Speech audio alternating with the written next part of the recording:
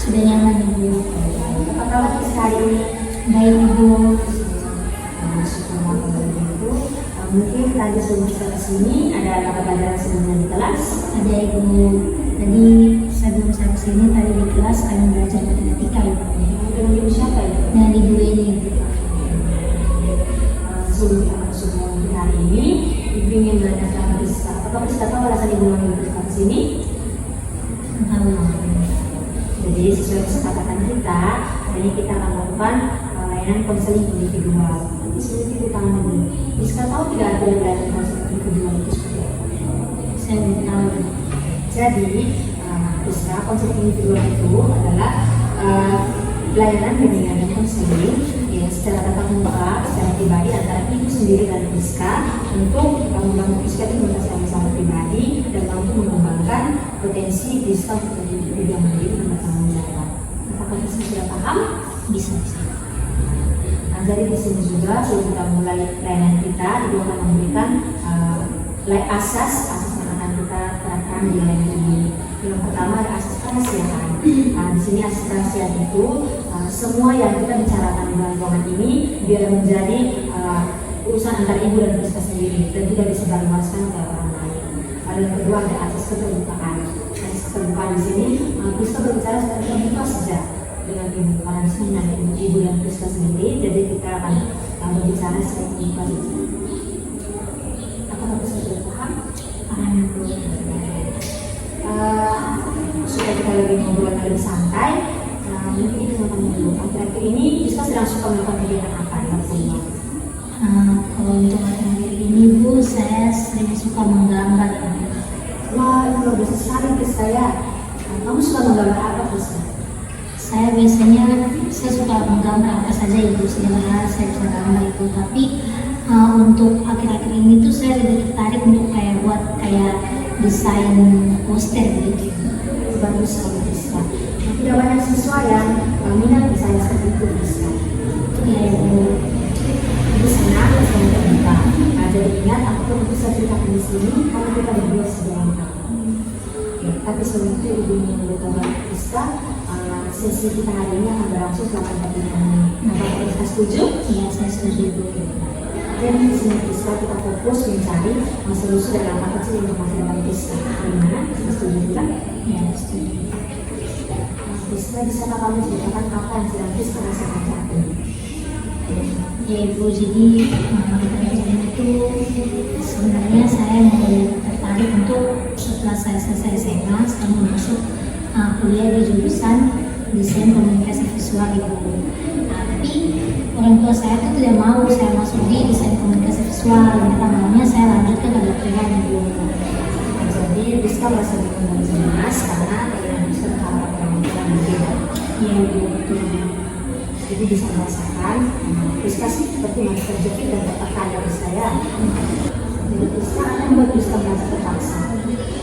Sebenarnya Ibu, kalau saya lebih ke merasa bersalah sih Ibu. Saya takut mengecewakan kedua orang tua saya gitu. Kalau begitu apa yang ingin Priska capai setelah sesi ini?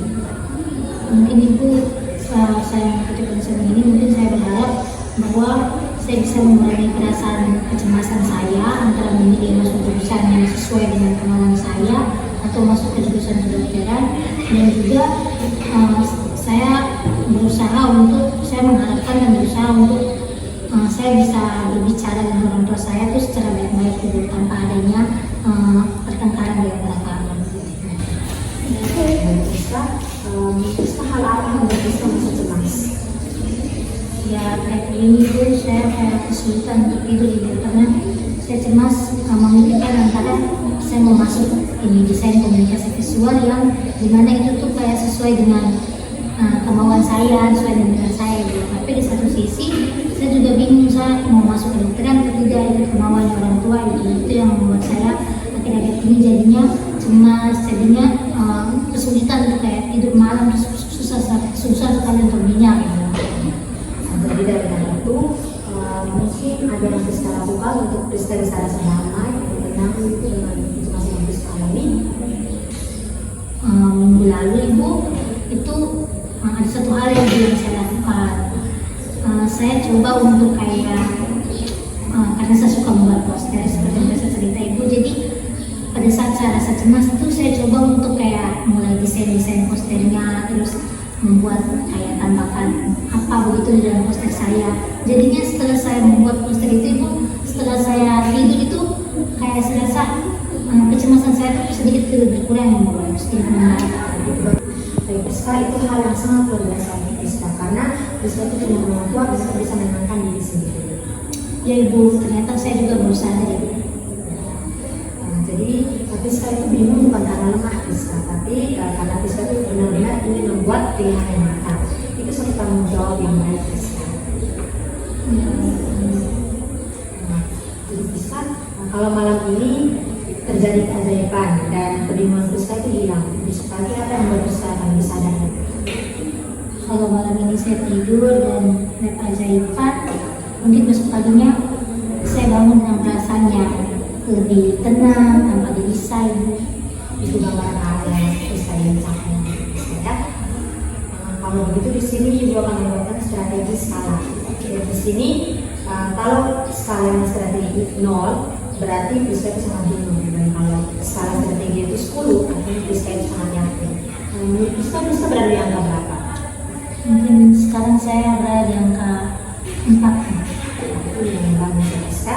Jadi apa alasan Priska hingga Priska berada di angka 4 bukan di angka 2? Karena kan saya sudah tahu jurusan yang saya mau Ibu. Apa langkah kecil yang akan Priska lakukan agar Priska bisa naik dari angka 4 ke angka 5? Mungkin karena saya kan sudah tahu jurusan yang saya mau itu desain komunikasi visual Ibu. Mungkin langkah yang bisa saya lakukan, saya mulai mencari-cari sudah Ibu tentang informasi terkait dengan desain komunikasi visual itu seperti apa. Mungkin itu yang bisa saya lakukan. Langkah kecil itu sangat bagus, dan itu juga sangat penting. Pilihan Priska itu satu, informasi dulu yang Priska tidak berbagi nantinya. Dari cerita Priska, Priska itu sangat menghargai kreativitas Priska dan ketenangan Priska. Menurut Priska, sejauh mana menilai itu ada di jurusan DKV yang Priska pilih? Menurut saya itu sangat cocok sekali dengan saya. Dari Priska, kalau Priska mau, bagaimana kalau kita akan membuat daftar alternatif yang realistis. Jadi di sini Priska bisa pilih mana yang akan Priska lakukan pemilihan. Apa Priska setuju? Ya, setuju Ibu. Jadi di sini Priska, Ibu pernah menangani klien yang membuat proposal. Jadi data berulang kali dan jurusan itu. Klien Ibu itu menyampaikan saat suasana santai. Mungkin Priska juga bisa jadi ide itu yang terbaik untuk Priska nantinya. Ya, mungkin bisa Ibu. Priska bilang Priska itu ingin masuk ke DKV, tapi juga takut untuk mengecewakan orang tua. Lalu kalau Priska tersindirkan dua hal itu terus bertabrakan, apa akibatnya nanti untuk Priska? Pasti saya akan menyesal Ibu. Baik Priska, jadi banyak siswa kelas 10, 11, dan 12 juga merasakan tekanan yang sama seperti Priska rasakan. Jadi wajar kalau Priska masih seperti itu Priska. Ya. Baik, sampai sejauh ini kita menemukan bahwa desain itu membuat Priska masih lebih tenang. Jadi Priska itu sekarang berada di angka 4 dan langkah kecil pertamanya adalah mencari informasi ke kampus yang Priska tuju. Betul? Baik, jadi selama 2 hari ke depannya Priska mulai mencari hal-hal positif yang Priska terima dari orang lain. Priska setuju ya? Setuju Ibu. Ibu mungkin selama beberapa hari ke depan juga saya mungkin sudah mulai bisa menabung untuk kuliah saya Ibu.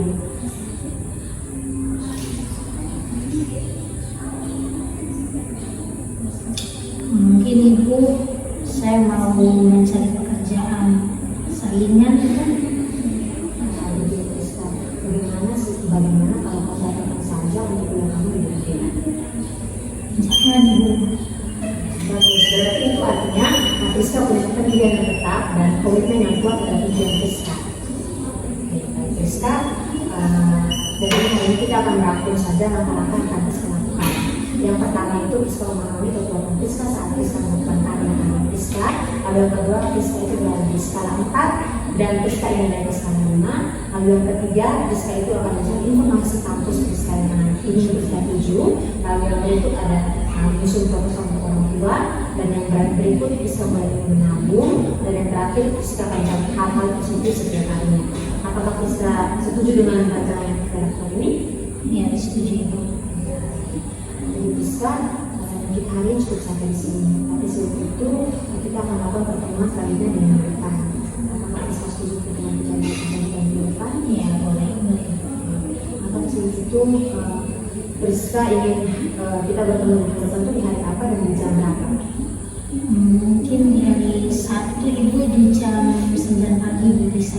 Oke, baik. Jadi minggu depan kita akan bertemu lagi di jam yang Priska tentukan tadi, dan kita akan bertemu kembali di ruangan ini. Ya. Terima kasih Priska karena sudah berbagi dengan Ibu. Sampai ketemu di minggu depan. Priska. Terima kasih. Ya, terima kasih.